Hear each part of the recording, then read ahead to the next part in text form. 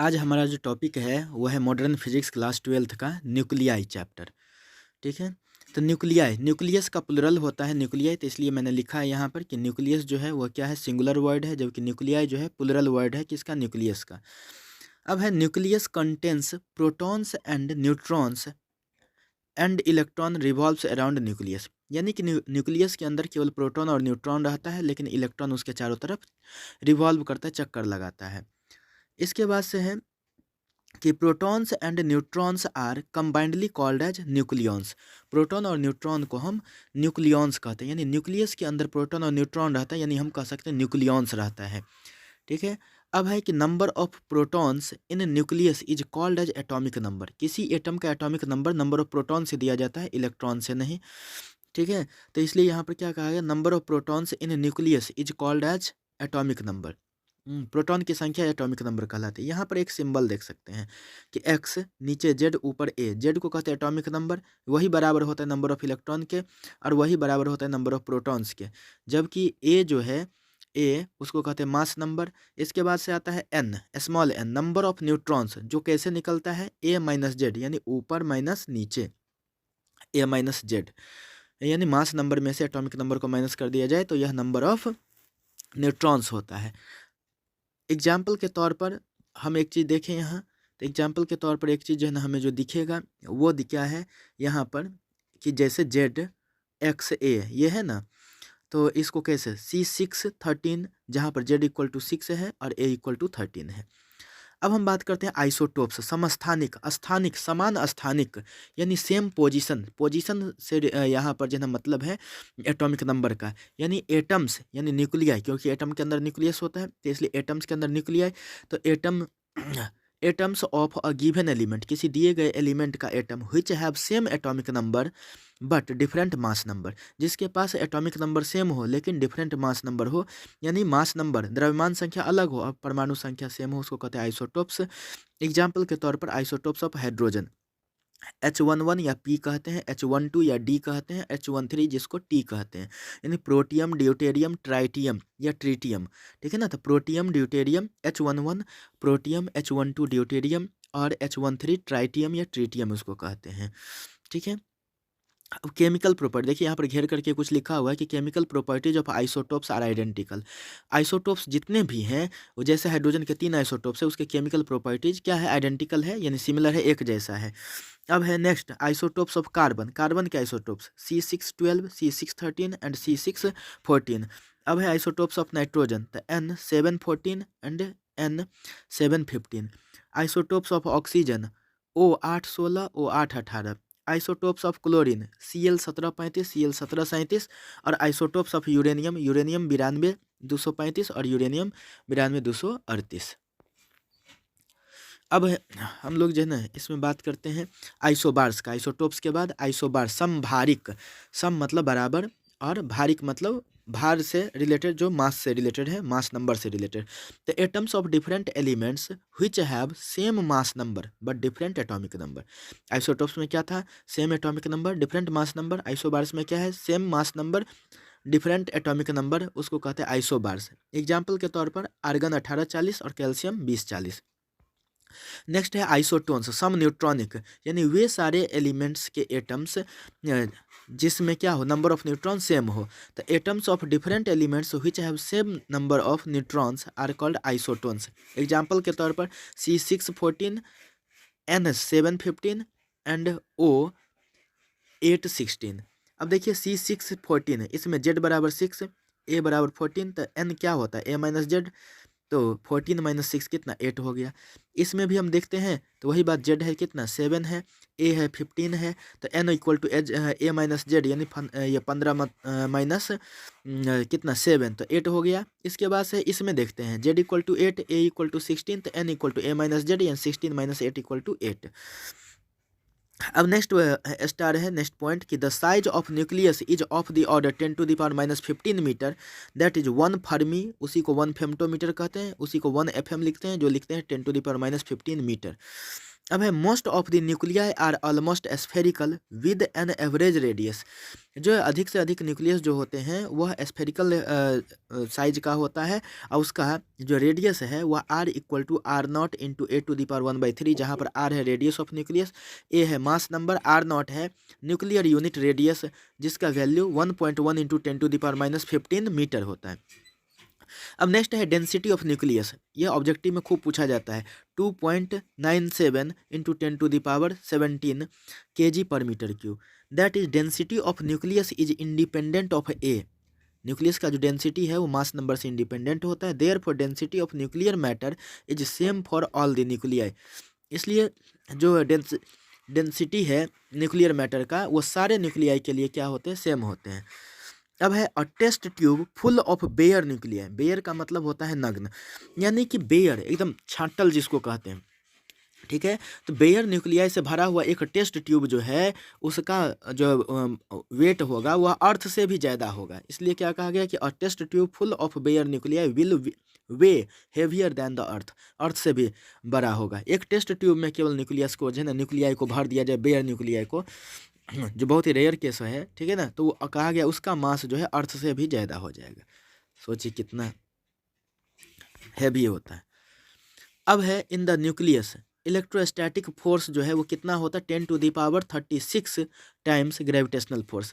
यानी electrostatic force जो है ग्रेविटेशनल फोर्स का 10⁻36 गुना ज़्यादा होता है। एवोगाड्रो नंबर तो जानते हैं वो कितना होता है, 6.022 इंटू 10⁻23। एक AMU कितना मेगा इलेक्ट्रॉन वोल्ट, तो 931 मेगा इलेक्ट्रॉन वोल्ट। अगर केजी में हम बात करते हैं इसकी, एक AMU का केजी में कितना, ये तो एनर्जी था, मेगा इलेक्ट्रॉन वोल्ट। अगर एक AMU का अगर जो हम देखते हैं मास, तो 1.66 इंटू 10⁻⁻27 kg। अब है नेक्स्ट कि properties of nuclear force. Nuclear force का प्रॉपर्टीज फर्स्ट में देखिए, इट इज़ द क्या है, स्ट्रॉन्गेस्ट फोर्स इन नेचर। यह जो है इस नेचर में, प्रकृति में सबसे मजबूत बल है। सेकंड है it is short range force, यह शॉर्ट रेंज फोर्स है। तीसरा इट इज़ स्पिन डिपेंडेंट, यह स्पिन आश्रित है। स्पिन आश्रित कहने का मतलब स्पिन इलेक्ट्रॉन जो है ऑर्बिटल में स्पिन अप स्पिन डाउन होता है, ठीक है ना, तो वहाँ पर स्पिन हम लोग पढ़ते हैं। इसके बाद से फोर्थ है कि इट इज़ चार्ज इंडिपेंडेंट, यह चार्ज से स्वतंत्र होता है। अब next point, Einstein's mass energy relation. Einstein का मास एनर्जी रिलेशन क्या है, E = mc², जहाँ पर E है एनर्जी, M है मास, C है स्पीड ऑफ लाइट। अब नेक्स्ट है मास डिफेक्ट। किसको कहते हैं, मास डिफेक्ट। तो देखिए कि the differences between the sum of the masses of nucleons constituting a nucleus. यानी न्यूक्लियस को बनाने वाले जो न्यूक्लियॉन्स है, यानी प्रोटॉन और न्यूट्रॉन है, उसके मास का योग minus the rest mass of the nucleus, ठीक है ना। न्यूक्लियस का जो रेस्ट मास है, बाकी मास है, is known as mass defect. It is denoted by delta M and given by delta M equal to mass of nucleons minus rest mass. Nucleon चूंकि proton और न्यूट्रॉन का रहता है, तो इसलिए mass of protons plus mass of neutron minus rest mass, ठीक है। तो देखिए मास डिफेक्ट को डेल्टा M से दिखाते हैं। यहाँ पर मास ऑफ प्रोटॉन्स, तो प्रोटॉन की संख्या कितना, Z के बराबर number of protons into mass of proton, MP का मतलब हो गया मास ऑफ प्रोटॉन। इसी तरह से न्यूट्रॉन, क्या हमें देखना है कि मास ऑफ न्यूट्रॉन, तो मास ऑफ न्यूट्रॉन कितना होता है, तो न्यूट्रॉन की संख्या, तो न्यूट्रॉन की संख्या कैसे, N बराबर क्या होता है A-Z, तो A-Z into mass of neutron MN जिसको लिखे, माइनस MX जो रेस्ट मास है। तो इस तरह से मास डिफेक्ट की बात की। अब है binding energy, the amount of work done which is required. कार्य की वह मात्रा जो आवश्यक होती है, क्या करने के लिए, टू सेपरेट, अलग करने के लिए, किसको, द न्यूक्लियॉन्स। न्यूक्लियॉन्स के अंदर क्या होता है, प्रोटॉन एंड न्यूट्रॉन्स। तो प्रोटॉन और न्यूट्रॉन को सेपरेट करने के लिए कहाँ तक, to an infinite distance apart, अनंत दूरी तक, फ्रॉम ईच अदर, एक दूसरे से, सो दैट, इस प्रकार की, दे नो लॉन्गर इंट्रैक्ट विच क्या है, विद ईच अदर। तो ध्यान दीजिए क्या है कि amount of work done which is required, कार्य की वह मात्रा जो आवश्यक होती है, क्या करने के लिए, to separate the nucleons, nucleons को यानी प्रोटॉन और न्यूट्रॉन को अनंत दूरी तक सेपरेट करने के लिए, फ्रॉम ईच अदर, एक दूसरे से, सो दैट, इस प्रकार की, they know longer interact with each other, कि वे एक दूसरे से बहुत समय तक वह एक दूसरे के संपर्क में नहीं आ सके। तो इस एनर्जी को कहते हैं बाइंडिंग एनर्जी। तो क्या हो गया बाइंडिंग एनर्जी, ये अमाउंट ऑफ वर्क डन है। तो इसलिए बाइंडिंग एनर्जी पर न्यूक्लियन बराबर डेल्टा M इंटू C²/A। तो जहाँ पर डेल्टा M है मास डिफेक्ट और A है मास नंबर। अब पैकिंग फ्रैक्शन की बात करते हैं। पैकिंग फ्रैक्शन तो mass defect lambda M by A, यही है मास, ये पैकिंग फ्रैक्शन। लेकिन इसी में लेमडा एम बाई ए है ही, उसको सी स्क्वायर से मल्टीप्लाई कर दे तो बेंडिंग एनर्जी हो जाएगा। इसी में देखिए कि ये पैकिंग फ्रैक्शन का जो है वह डिफिनीशन दिया गया है क्या, कि द मास डिफेक्ट पर न्यूक्लियंस, मास डिफेक्ट पर nucleons is called packing fraction. Example, the value of packing fraction for oxygen 816 is 0। इसके लिए पैकिंग फ्रैक्शन का वैल्यू 0 होता है। अब जो है एक हमारा एक महत्वपूर्ण टॉपिक आ गया, वो है रेडियो एक्टिविटी, रेडियो सक्रियता किसको कहते हैं, तो वो सब भी चीज़ देखेंगे। लेकिन किसने इसको खोजा रेडियो सक्रियता को, ऑब्जेक्टिव में पूछा जाता है, तो हेनरी बेकरल के द्वारा 1896 ईस्वी में इसका खोज किया गया। किसके द्वारा, हेनरी बेकरल के द्वारा। अब है क्वेश्चन कि what do you mean by radio activity, radio activity से क्या समझते हैं, रेडियो सक्रियता से क्या समझते हैं। तो देखिए, द स्पॉन्टेनियस ट्रांसफॉर्मेशन, ठीक है ना, स्पॉन्टेनियस मतलब स्वतः, और ट्रांसफॉर्मेशन मतलब ट्रांसफर होना, स्थानांतरण, किसका, तो of an element into another, एक एलिमेंट का अपने आप बदल जाना दूसरे में, with the emission of some particles और इलेक्ट्रोमैग्नेटिक रेडिएशन, कुछ पार्टिकल्स यानी कुछ कणों या विद्युत चुंबकीय रेडिएशन, विद्युत चुंबकीय विकिरणों यानी इलेक्ट्रोमैग्नेटिक रेडिएशन के इमिशन के बाद, उत्सर्जन के बाद किसी एलिमेंट का दूसरे एलिमेंट्स में बदल जाना ही रेडियो एक्टिविटी कहलाता है। तो इसलिए कि the spontaneous transformation of an element into another, एक एलिमेंट का दूसरे एलिमेंट में spontaneous transformation with the emission of some particles और electromagnetic radiation is called radioactivity. अब है next radioactive substance. Radioactive substance हम किसको कहते हैं, तो the substances which is capable of emitting radiations. तो द सब्सटेंसेज, वे सब्सटेंस व्हिच इज कैपेबल, जो क्या होता है, सक्षम होता है, समर्थ होता है किस चीज़ के लिए, ऑफ इमिटिंग रेडिएशंस, विकिरणों के इमिशन के लिए, उत्सर्जन के लिए, are called radioactive substances, वो रेडियो एक्टिव सब्सटेंस कहलाता है। एग्जाम्पल के तौर पर फ्रांसियम, थोरियम, प्लूटोनियम, यूरेनियम, ये सब रेडियो एक्टिव सब्सटेंस है। नेक्स्ट है radio active substances emit alpha ray, beta ray, gamma ray. Radioactive substance जो है ना, अल्फा, बीटा, गामा रे, यह जो है ना इमिट करता है। अब है the emission of alpha, beta, gamma ray from radioactive substances is called radio active decay. इसको रेडियो एक्टिव डीके यानी रेडियो से सक्रिय क्षय के नाम से जानते हैं, या रेडियो सक्रिय क्षरण के नाम से जानते हैं। अब है law of radio active decay. तो पहला है radioactivity is a spontaneous phenomenon. Radioactivity क्या है, एक स्पॉन्टेनियस फेनोमेनन, स्वतः घटना है। दूसरा है when a radioactive atom disintegrates then either alpha particles और बीटा पार्टिकल्स इज इमिटेड, यानी कि जब रेडियो एक्टिव एटम डिसइंटीग्रेट होता है, टूटता है, तो अल्फा या बीटा पार्टिकल जो है इमिट होता है। इसके बाद से तीसरा पॉइंट है कि the emission of an alpha particle by a radioactive atom. Radioactive atom के द्वारा जो अल्फा पार्टिकल का उत्सर्जन है, results in a daughter atom, वह टूट जाता है डॉटर एटम में, मतलब छोटे छोटे एटम में, उससे जो बना उसी को कहते हैं daughter atom. Whose atomic number is 2 units less and mass number is 4 unit less than that of the parent atom. तो यानी कि यहाँ पर देखिए, ये है अल्फा डी के अगर होगा तो जेड में से 2 का कमी हो जाएगा, यानी एटॉमिक नंबर में 2 का कमी, ए में से 4 का कमी हो जाएगा, यानी मास नंबर में 4 की कमी। यानी एक अल्फा पार्टिकल अगर डी के होता है, टूटता है, तो एटॉमिक नंबर में 2 की कमी और मास नंबर में 4 की कमी। अब चलते हैं फोर्थ पॉइंट कि the emission of a beta particle by a radioactive atom results in a daughter atom whose atomic number is 1 unit more but mass number is same as that of the parent atom. यानी beta decay अगर होगा, beta particle, एक beta particle अगर निकलेगा, तो केवल mass number में कोई जो है ना अंतर नहीं आएगा, कोई परिवर्तन नहीं, कोई चेंजिंग नहीं, लेकिन एटॉमिक नंबर में 1 से बढ़ जाएगा। फिफ्थ नंबर है कि the number of atoms disintegrating per second of a radioactive sample at any instant is directly proportional to the number of atoms present at that time, that is dn proportional n। यही radio active DK से एक जो है relation आता है dn/dt directly proportional to n। अब है properties of alpha rays या अल्फा पार्टिकल्स। तो देखिए He2+ is called alpha particle, they are least penetrating ray. Penetrating मतलब यह जो है इसकी भेदन क्षमता जो है ना बहुत कम होती है। Among alpha beta gamma, alpha beta gamma में अल्फा का जो है ना भेदन क्षमता बहुत कम होता है। तीसरा point, alpha particles are deflected by electric and magnetic fields. Alpha particle जो है इलेक्ट्रिक और मैग्नेटिक फील्ड के द्वारा यह विचलित हो जाता है, ठीक है ना, यानी प्रभावित हो जाता है। Alpha particles effect of photographic plate. Alpha particle जो फोटोग्राफिक प्लेट को प्रभावित करता है। Alpha particles have great ionising power. Alpha particle का आयोनाइजिंग पावर सबसे ज़्यादा होता है। अब है प्रॉपर्टीज ऑफ बीटा रेज। ये सब पूछा हुआ क्वेश्चन है बोर्ड एग्जाम में। तो देखिए फर्स्ट में कि beta particles can easily pass through a few millimetre thick aluminium, यानी इसकी भेदन क्षमता होती है, ये पेनिट्रेट करता है कुछ मिलीमीटर तक। इसके बाद से सेकंड है कि they can produce ionization in gases. यह आयोनाइजेशन गैस में आयनीकरण जो है ना उत्पन्न करता है, but their ionizing power is quite small, लेकिन उसका जो आयोनाइजिंग पावर है, आयनन क्षमता है, वह क्या है, बहुत ही कम है। तीसरा, the range of beta particles in air is several metre. Air में जो है बीटा पार्टिकल्स का जो रेंज है वो कुछ ही मीटर तक है, ज़्यादा इसका जो है ना रेंज नहीं है। Beta particles are deflected by electric and magnetic field.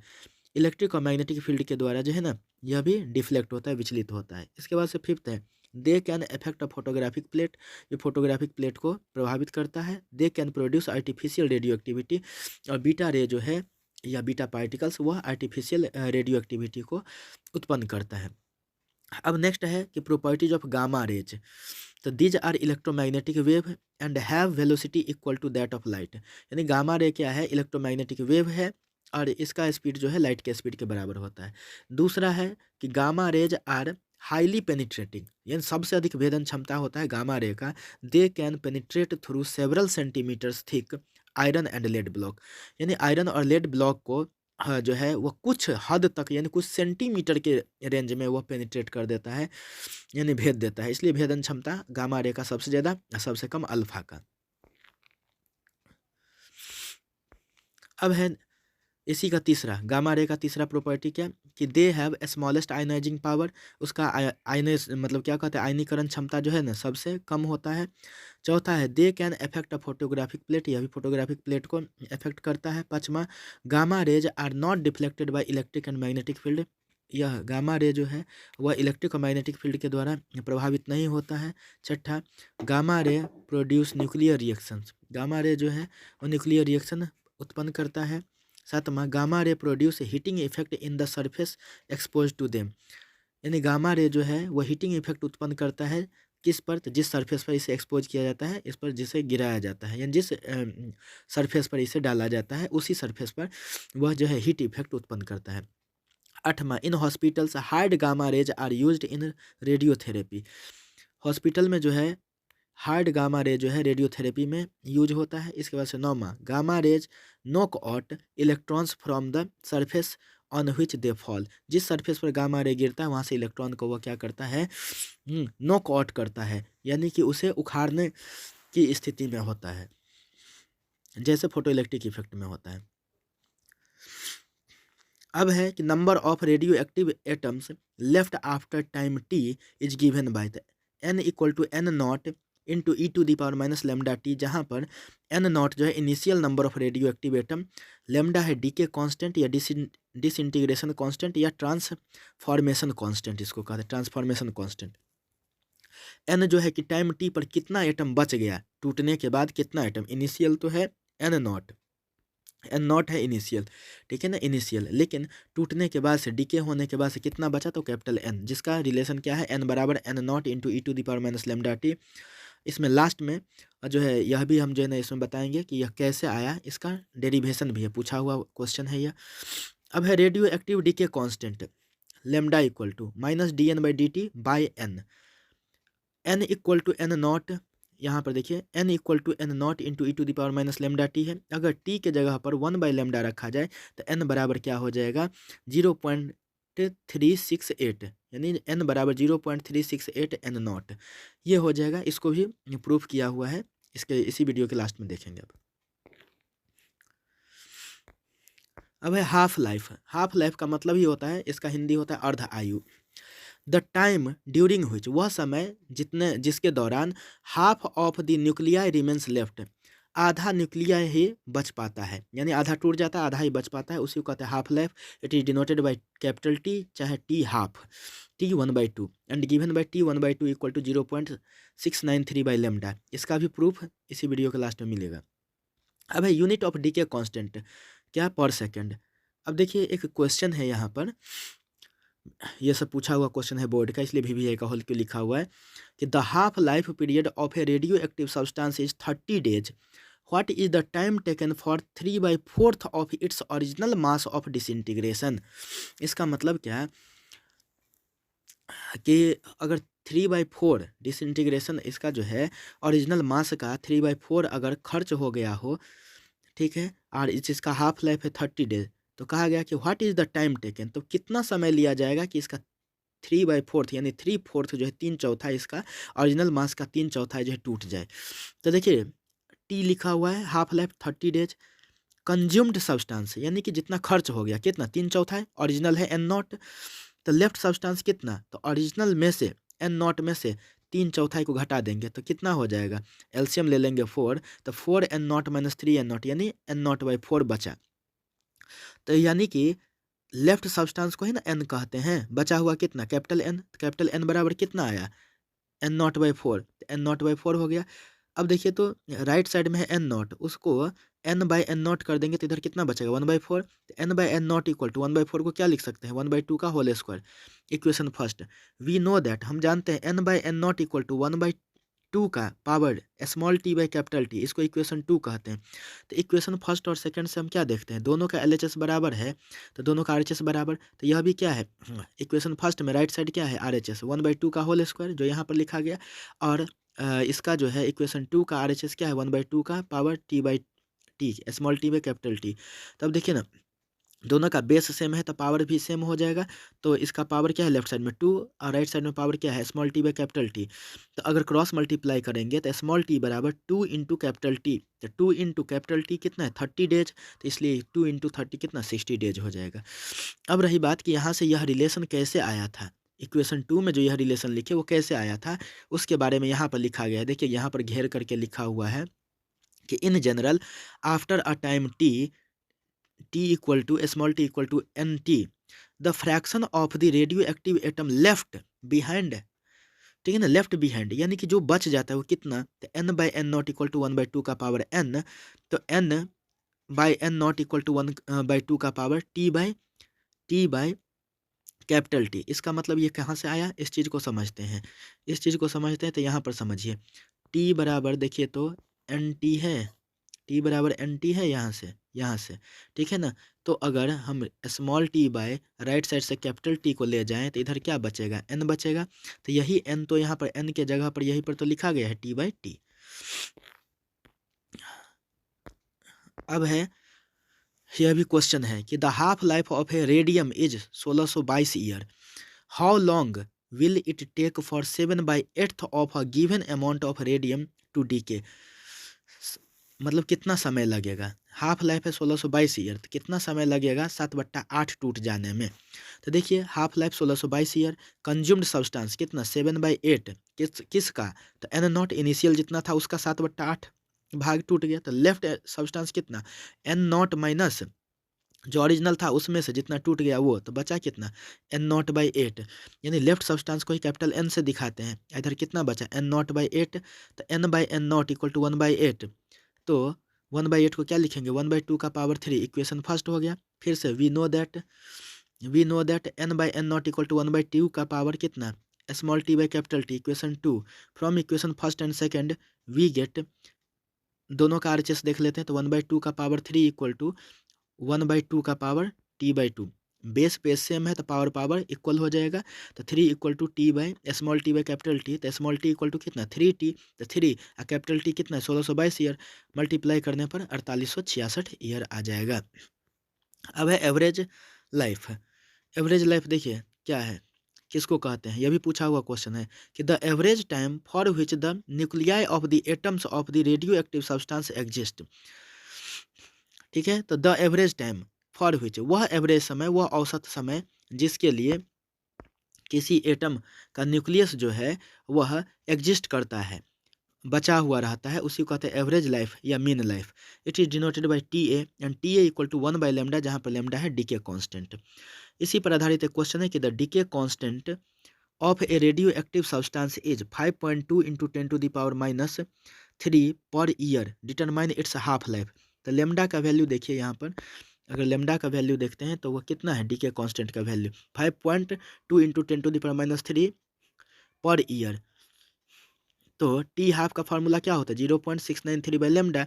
तो टी हाफ बराबर 0.693 बट्टा लेमडा की जगह पर 5.2 इंटू 10⁻³ नीचे से ईयर जाएगा ऊपर, तो नीचे था पर ईयर तो ऊपर जा करके ईयर हो जाएगा, और यह आ जाएगा सॉल्व करके 0.133 इंटू 10⁻³ ईयर, जिससे हम लगभग कितना है, अगर पॉइंट को हटाएंगे तो 133 ईयर हो जाएगा।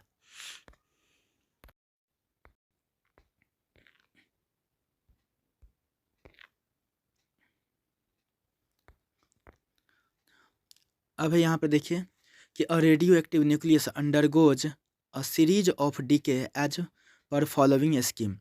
ए में से अल्फा पार्टिकल निकलता है तो A1 बनता है, A1 में से बीटा पार्टिकल निकलता है A2, A2 में से गामा पार्टिकल निकलता है तो A3 बनता है।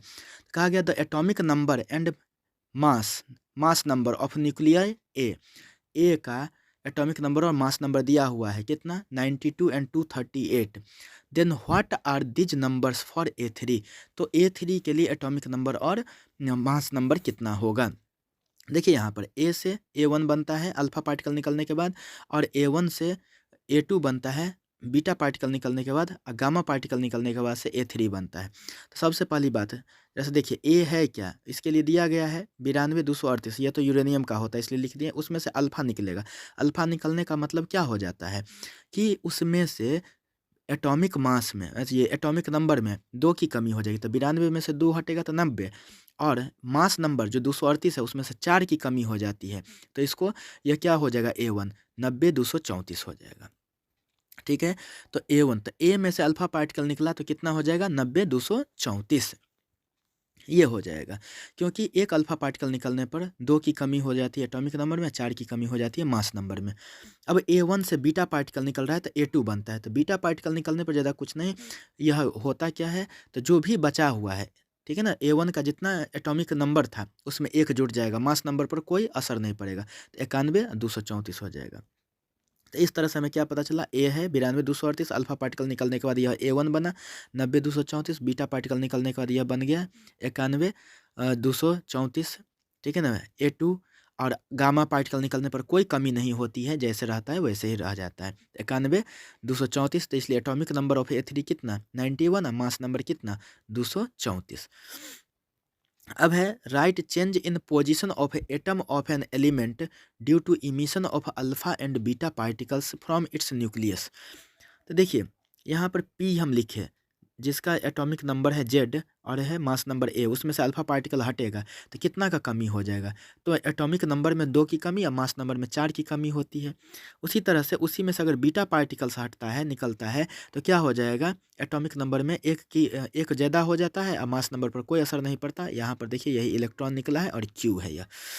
तो इस क्वेश्चन में कहा गया था पोजीशन के बारे में, तो in alpha emission position gets less by 2, तो पोजीशन जो है 2 से कम हो जाता है, एंड इन बीटा इमिशन, और बीटा इमिशन में पोजीशन जो है 1 से बढ़ जाता है।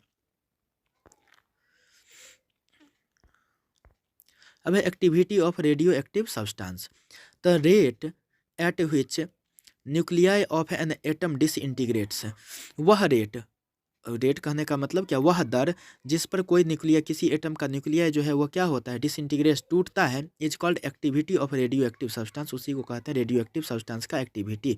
और इसका फार्मूला होता है R=R0 इंटू e⁻⁻ ठीक उसी तरह से जैसे N=N0 इंटू e⁻⁻ होता है, जहाँ पर R0 क्या है, initial activity of radioactive substance, R है activity of radioactive substance after time t, R=λN, तो R=λ, n के जगह पर N0 e⁻⁻ होता है इस फार्मूला से, तो R= क्या हो जाएगा, लैम्डा इंटू N0 को R0 लिखेंगे इंटू e⁻⁻ ये हो गया। अब है कि the activity of a radioactive sample may be expressed as disintegration per second, यानी इसका यूनिट हो गया। अब है practical unit of activity of a radioactive substance is curie and other unit is Rutherford.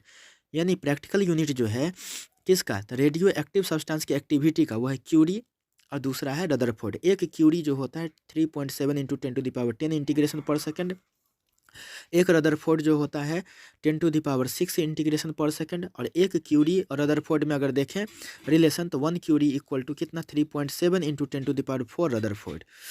अब एक question देखिए, यह भी न्यूमेरिकल क्वेश्चन है, यह पूछा हुआ क्वेश्चन है बोर्ड का। तो what will be the activity of 1 gram of uranium 9238 sample if the half life for alpha decay is 4500 गुने 10⁻6 ईयर। तो देखिए हाफ लाइफ कितना दिया है, टी बराबर 4500 गुने 10⁻6 ईयर।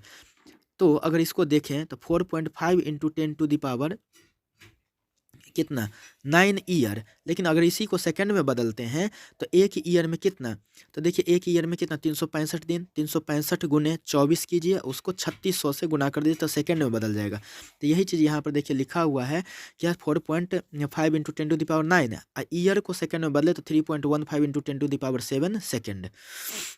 ठीक है, अब है यहाँ पर, ये तो हाफ लाइफ निकल गया। अब है क्या 1 ग्राम के लिए ना, तो 238 ग्राम। अगर यहाँ पर देखिए 238 मास नंबर है 238, तो 238 ग्राम यूरेनियम का मतलब क्या, नंबर ऑफ मोल्स कितना 1 मोल, क्योंकि मोलर मास 238 ग्राम है तो 1 मोल का मास, तो इसलिए 238 ग्राम यूरेनियम में 1 मोल, तो इसलिए 1 ग्राम यूरेनियम में कितना मोल, तो 1/238 मोल। तो इसलिए 1 ग्राम यूरेनियम मॉलिक्यूल कितना, तो जितना मोल है उसको एवोगाड्रो नंबर से गुना कर देते हैं, तो 1/238 को गुना कर दिए 6.022 इंटू 10⁻23 से, तो यह आता है 25.3 इंटू 10⁻20।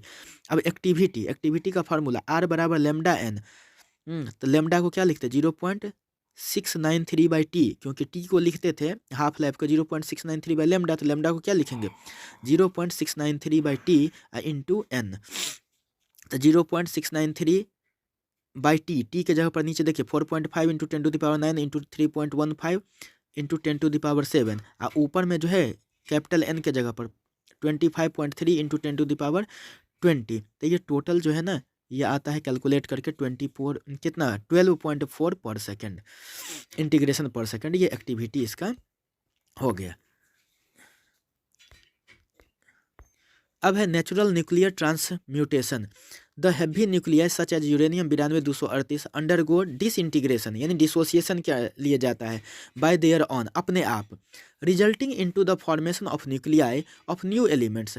यानी एक हैवी न्यूक्लियस जो है ना टूटता है और 2 या 2 से ज़्यादा, कहने का मतलब छोटे छोटे एलिमेंट्स में टूट जाता है, जिसे हम डॉटर एलिमेंट्स कहते हैं। Such nuclear disintegration are called natural nuclear transmutation, तो उसको हम नेचुरल न्यूक्लियर ट्रांसम्यूटेशन कहते हैं। अब है nuclear reaction, the nuclear transmutation which is carried out by artificial mean, यानी कि वह न्यूक्लियर रिएक्शन जो आर्टिफिशियल मीन, कहने का मतलब क्या है, वह न्यूक्लियर ट्रांसम्यूटेशन जो ये कृत्रिम रूप से किया जाता है उसी को कहते हैं न्यूक्लियर रिएक्शन। जैसे नाइट्रोजन 714 उस पर हीलियम का अटैक कराया गया तो यह ऑक्सीजन 817 और यहाँ पर प्रोटियम H11 बनता है। Symbolic representation of nuclear reaction, XZ1A1 plus PZ2A2 बनता है, इधर देखिए राइट साइड में YZ3A3 plus OZ4A4 plus Q, जहाँ पर X को कहा गया टारगेट मॉलिक्यूल, P को कहा गया बम्बार्डिंग पार्टिकल जिसे प्रोजेक्टाइल भी कहा गया।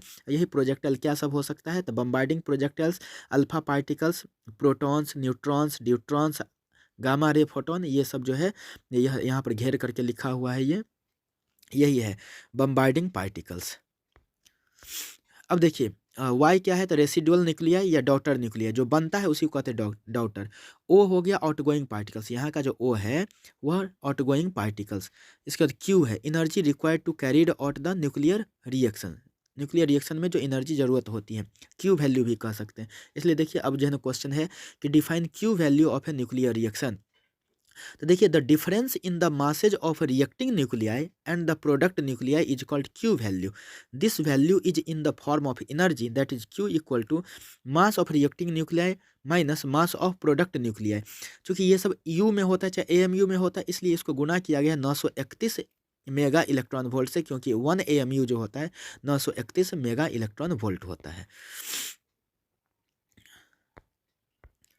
अब देखिए यहाँ पर क्वेश्चन है calculate the energy released in the reaction ये लिथियम 36 प्लस न्यूट्रॉन 01 बनता है He24 प्लस H13।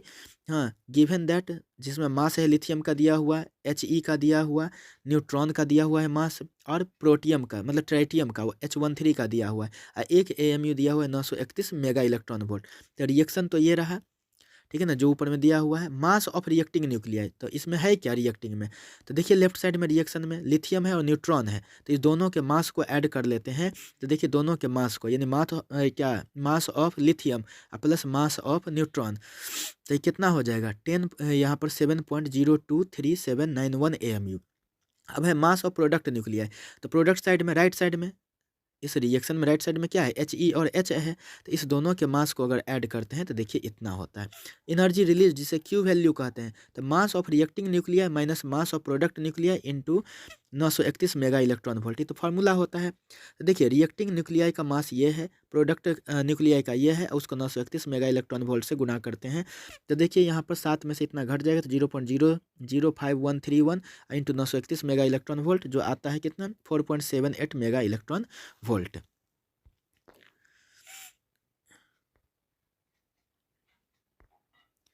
अब हम यहाँ पर ध्यान दें 14 नंबर क्वेश्चन कि right the differences between nuclear fusion and nuclear fusion and nuclear fusion.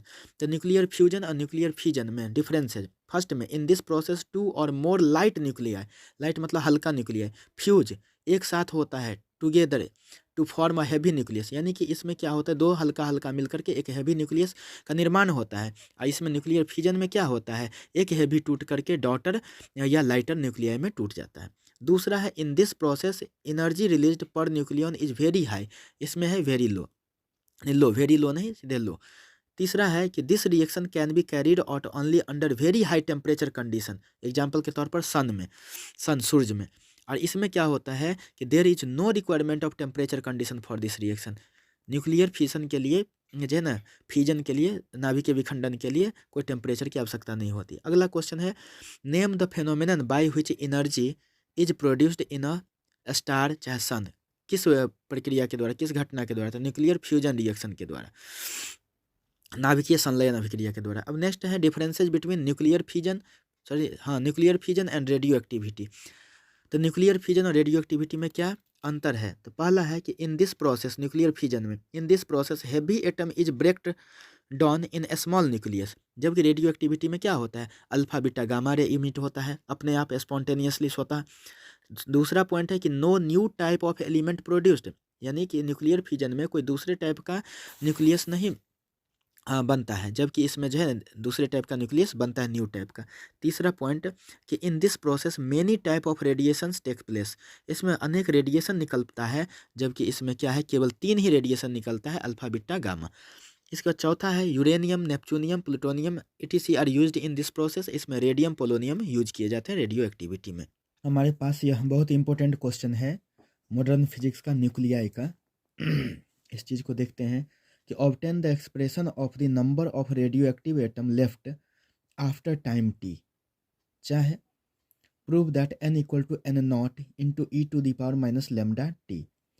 कहने का मतलब क्या हुआ कि रेडियो एक्टिव एटम का जब डिसइंटीग्रेशन होता है यानी डिसोसिएशन होता है, तो कितना एटम बच गया उसके लिए एक्सप्रेशन यानी उसके लिए फॉर्मूला या व्यंजक प्राप्त करें। चलते हैं इसके आंसर की तरफ, ये डेरिवेशन हो गया। तब देख लेते हैं कि इनिशियली कहने का मतलब एट टाइम इक्वल टू 0, तो उस टाइम कितना रहा होगा number of radio active atoms, तो नंबर ऑफ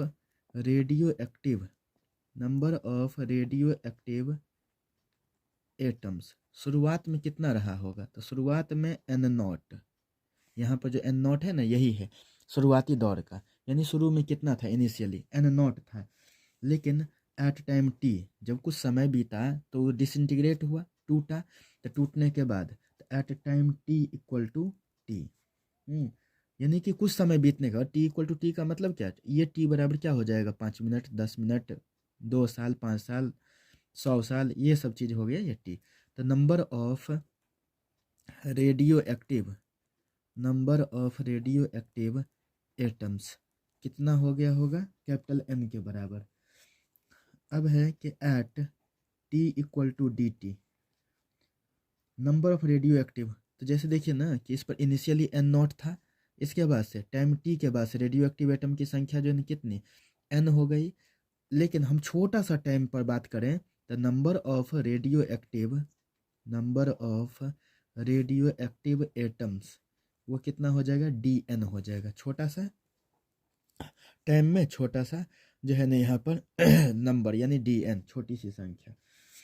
अब क्या है, the rate of disintegration of atoms at time T, the rate of disintegration का मतलब होता है डिसोसिएशन, टूटना। तो the rate of disintegration of atoms at time T equal to D N by D T.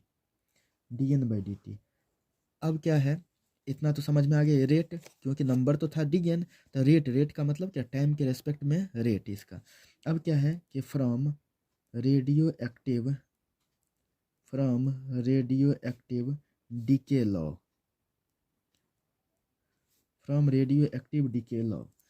यहाँ से इस नियम से क्या होता है कि D N by D T is directly proportional to N, number of atoms, radioactive atom at time T. इसका मतलब ये हुआ। अब यहाँ से अगर हम देखना चाहते हैं तो प्रोपोर्शनलिटी के साइन को हटाएंगे तो D N by D T equal to हो जाएगा, माइनस आता है चूंकि डिसइंटीग्रेट हो रहा है, टूट रहा है, इसलिए माइनस लेमडा एन, ये हो गया। अब देखिए एन को हम लेफ्ट में लाते हैं तो ये डी एन बाई एन हो जाएगा इक्वल टू माइनस लेमडा तो इधर था ही, और यहाँ पर नीचे जो था टी वो यहाँ पर इंटू हो जाएगा, तो minus lambda into D T, ये हो गया। इसको हम इक्वेशन फर्स्ट हम लिख दें, चाहे इसको ऐसे छोड़ दें। यहाँ पर निगेटिव साइन क्या दर्शाता है, negative sign indicates, negative sign जो है वो इंडिकेट करता है, किस चीज़ को इंडिकेट करता है निगेटिव साइन, तो डिसइंटीग्रेशन यानी टूटना, डिसइंटीग्रेशन ऑफ एटम। यहाँ पर जो ये लेमडा आया है उस लेमडा को ही हम लोग क्या कहते हैं, डीके कांस्टेंट कहते हैं, डीके कांस्टेंट। यह डीके कांस्टेंट या डिसइंटीग्रेशन कांस्टेंट कहलाता है। इसी को क्या कहेंगे, डिसइंटीग्रेशन कांस्टेंट, डीके कांस्टेंट या डिसइंटीग्रेशन कांस्टेंट इसको कहेंगे। ठीक है। अब क्या करते हैं, तो यहाँ पर भी डी आ गया, इधर भी। अब दोनों तरफ क्या करते हैं ना, इंटीग्रेट कर देते हैं इसको। अब है इंटीग्रेटिंग बोथ साइड्स, देखिए इंटीग्रेटिंग क्योंकि डी लगा हुआ है तो डी का मतलब स्मॉलेस्ट, तो उसको अगर हमें पूरा चाहिए, कंप्लीट चाहिए, तो उसके लिए इंटीग्रेट करना पड़ेगा, डी को हटाना है तो integrating both sides we get, दोनों तरफ इंटीग्रेट करने पर हम क्या पाते हैं, तो ये इंटीग्रेट करेंगे ऐसे ही ना, D N by N equal to, इधर माइनस लेमडा ये तो कांस्टेंट है, तो यह डी टी। अब देखिए डी एक्स बाई एक्स क्या होता है, लॉग एक्स, तो डी एन बाई एन क्या हो जाएगा, लॉग एन हो जाएगा यहाँ से। तो वह लॉग ई बेस पर का होता है, किस बेस पर का, ई बेस पर का। तो लॉग यहाँ पर क्या हो गया, एन बराबर माइनस लेमडा, डी टी के जगह पर क्या, डी टी का इंटीग्रेशन क्या हो जाएगा, टी हो जाएगा, और प्लस सी। तो इस तरह से इसको हम इक्वेशन फर्स्ट मान करके यहाँ से छोड़ देते हैं। अब देख लेते हैं, चूँकि हमें क्या चाहिए, हमें चाहिए एन, यानी कि ये प्रूफ करना है एन बराबर N naught e to the power minus lambda T, तो एन चाहिए। तो यहाँ पर चलिए हो गया। अब हम देख लेते हैं कि इनिशियली यहाँ पर था क्या, तो when T equal to zero यानी इनिशियल कंडीशन में, तो एन जो था नंबर ऑफ एटम वो कितना के बराबर था, एन नॉट के बराबर था, ना, तो इसलिए इक्वेशन फर्स्ट में इस चीज़ को पुट कर दें, तो देयरफॉर फ्रॉम इक्वेशन फर्स्ट तो लॉग ई, एन के जगह पर एन नॉट बराबर माइनस लेमडा, टी के जगह पर कितना, जीरो प्लस सी, तो कितना हो जाएगा, log N naught to the base e बराबर क्या, इधर जीरो प्लस सी यानी कितना, सी हो जाएगा। इस सी के वैल्यू को पुट कर देते हैं इक्वेशन फर्स्ट में, तो पुटिंग सी बराबर log N naught to the base e in equation first we get log n to the base e, first equation यही है, equal to minus lambda T plus C के जगह पर अभी अभी हम लोगों ने क्या लाया है, log n naught to the base e. अब क्या करते हैं, log वाला टर्म को एक तरफ लिख देते हैं। तो देखिए log n to the base e, इधर प्लस में है log n नॉट, तो इधर ले आएंगे तो माइनस में हो जाएगा log n naught to the base e बराबर क्या, माइनस लेमडा टी। अब इस चीज़ को अगर देखते हैं तो यहाँ पर क्या था, log n minus log n not था ना, तो इसको अगर देखते हैं तो log m minus log n किसका फार्मूला होता है, log m minus log n जो होता है वह log m बाई n का फार्मूला होता है, log m बाई n का फार्मूला होता है यह, ठीक है ना। तो इसी तरह से log e बेस तो रहेगा n by n naught equal to, इधर क्या बच रहा था हमारे पास, माइनस लेमडा टी, देख सकते हैं यहाँ पर, ठीक है ना।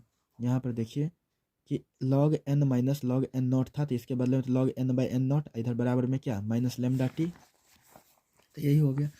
अब क्या देखते हैं तो यहाँ से अगर हम क्या करें, log को हटाते हैं तो क्या बचेगा, n बाई n नॉट, तो यहाँ पर जो बेस रहता है उसके पावर में दूसरे तरफ का, क्योंकि इधर से log को हटाएंगे तो उधर क्या हो जाएगा, बेस का पावर जो राइट साइड में वो चला जाएगा, इसका बेस क्या है, e है, तो e का power minus lambda T.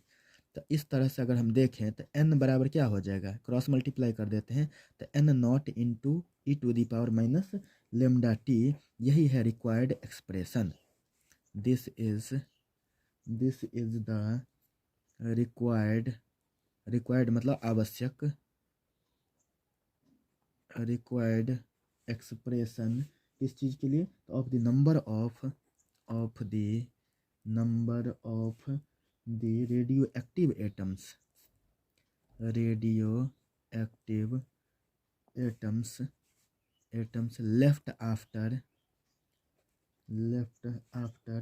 Time t के बाद से कितना बचेगा, तो यह इतना ही बचेगा, n equal to n nought e to the power minus lambda T. तो ये हो गया जो हमें यहाँ पर प्रूफ करना था, तो ये हो गया।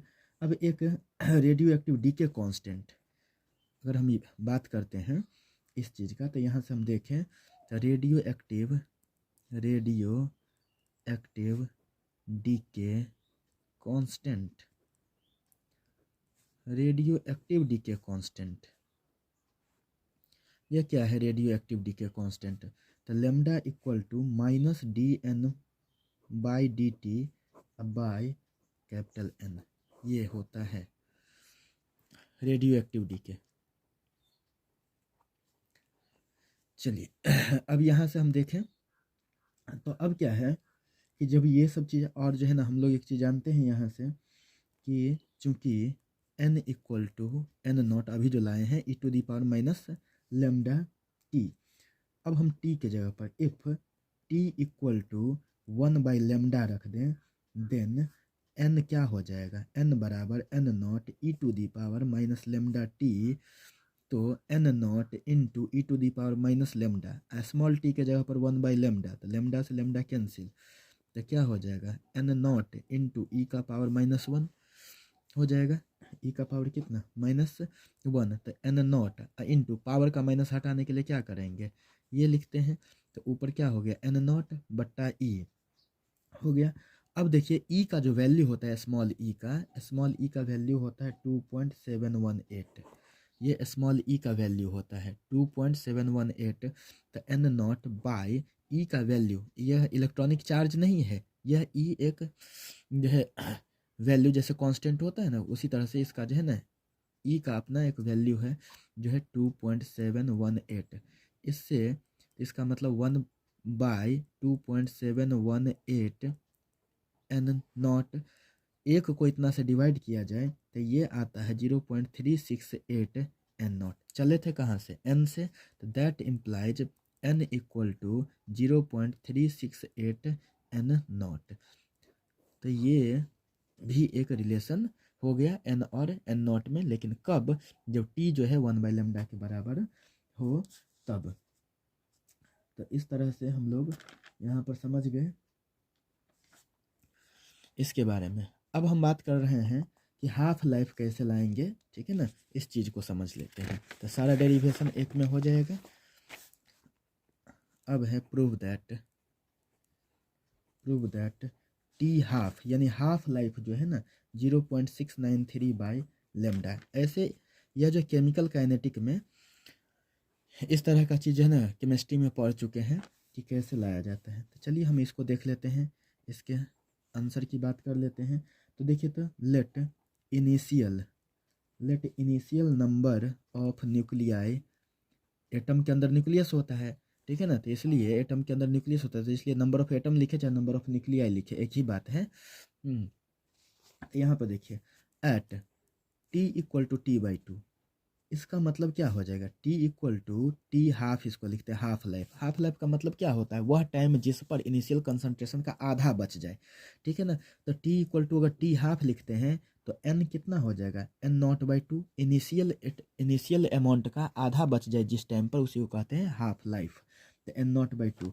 अब क्या है कि वी नो दैट, हम जानते हैं, क्या जानते हैं, अभी अभी देखिए एक रिलेशन लाए थे, n equal to n0 into e⁻⁻λ t, ठीक है ना, लैम्डा टी, ये था लैम्डा टी यहाँ पर। अब इसकी बात हम करते हैं, तो ये तो फार्मूला अभी अभी हम लोग देखे थे, n equal to n0 into e⁻⁻λ, ये फार्मूला देखे थे। अब n के जगह पर क्या यूज करते हैं, n0/2 इक्वल टू, इधर से तो n0 है ही, इंटू e⁻⁻λ, और t के जगह पर कितना, t half life. Half life भी एक टाइम है, एक ऐसा टाइम जिस पर इनिशियल मतलब इनिशियल अमाउंट का हाफ बच जाए, उसी को कहते हैं। तो चलिए इधर जिससे हम ध्यान दे दें, तो n0/2 है ही, और राइट साइड में n0 है गुना में, तो इधर भाग में आ जाएगा, तो e⁻⁻λ into T half. n0 से n0 कैंसिल, तो इधर क्या हो जाएगा, 1/2 हो जाएगा। तो अब जरा सा ध्यान दिया जाए कि अगर इधर 1/2 हो जाएगा तो हमारे पास क्या बचा, 1/2 into e⁻⁻λ into T half हो गया। अब ई को हटाना है तो क्या करेंगे, लॉग जो है ना ले लेते हैं, तो इधर भी लॉग ई बेस पर का हाफ, इधर भी लॉग ई बेस पर का, और इधर है ही क्या, e⁻⁻ इंटू हाफ। अब ये दोनों जब सेम रहे, ठीक है ना, तो यह 1 हो जाता है। तो यहाँ पर तो यह तो इसी को लॉग ई बेस पर को ही तो ln कह देते हैं, तो ये ln 1/2 हो गया, और यहाँ से लॉग ई और ई दोनों समाप्त हो गया, तो लैम्डा इंटू टी हाफ, यानी ई को हटाने के लिए ही लॉग ई लिए थे, तो लैम्डा इंटू टी हाफ हमारे पास हो गया।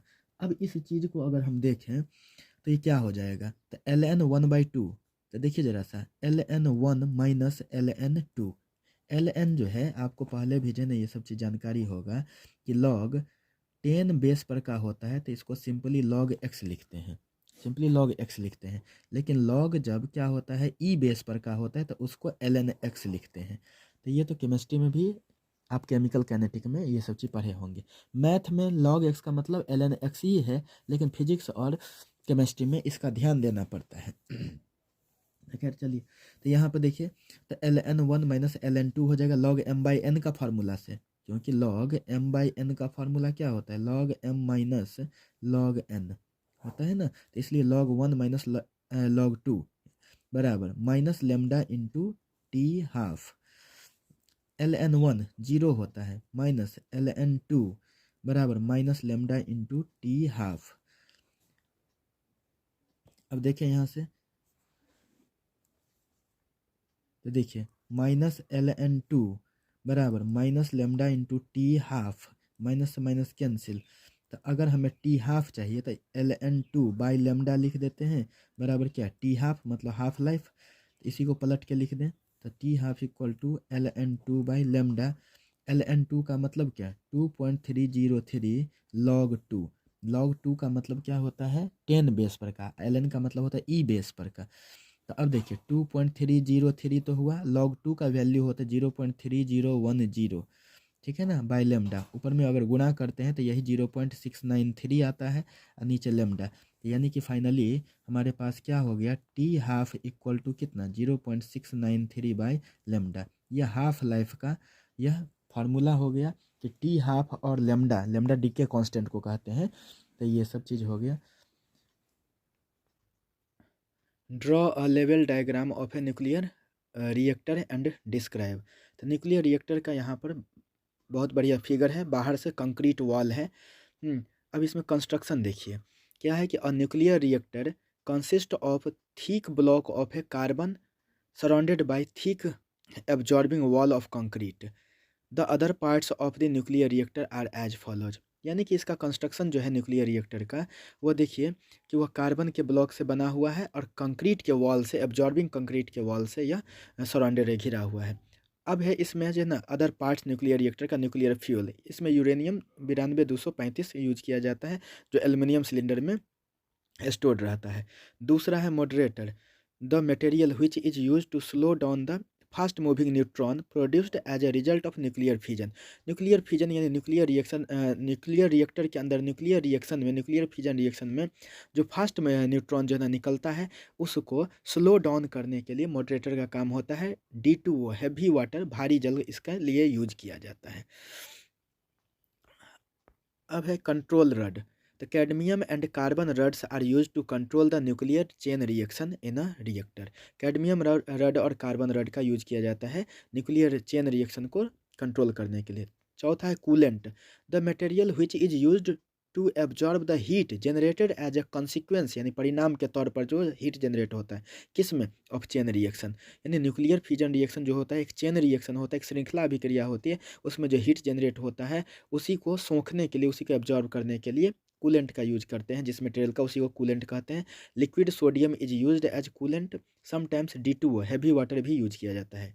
इसका पाँचवा है प्रोटेक्टिव वॉल या protective shield, to prevent the spreading the radio active effect around the to the space around the nuclear reactor. Nuclear reactor के चारों तरफ, न्यूक्लियर रिएक्टर के चारों तरफ जो है ना क्या है, रेडियो एक्टिव इफेक्ट यानी जो रेडिएशन है उसको प्रिवेंट करने के लिए, उसको रोकने के लिए प्रोटेक्टिव वॉल जो है कंक्रीट का बनाया जाता है, जो 10 मीटर मोटा होता है।